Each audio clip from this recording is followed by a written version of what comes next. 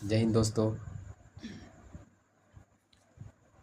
Iran और USA Hormuz straight को blockade किए हुए हैं। अभी हाल ही में एक न्यूज़ आई है कि इंडियन शिप जो कि ऑयल लेकर के भारत की ओर बढ़ रहा था, ईरान के स्पीड बोट्स ने फायरिंग की है। चेतावनी के तौर पे फायरिंग की हुई है। और ये सोशल मीडिया में एक न्यूज़ फैलाई जा रही है कि इंडियन शिप जो है तो डिस्ट्रॉय की गई है, बट ये पूरी तरीके से गलत है। और भारत की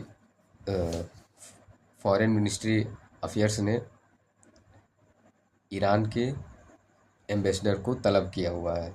अब आगे इस बारे में न्यूज़ हमें मिलेगी, हम आपको अपडेट करते रहेंगे। जय हिंद।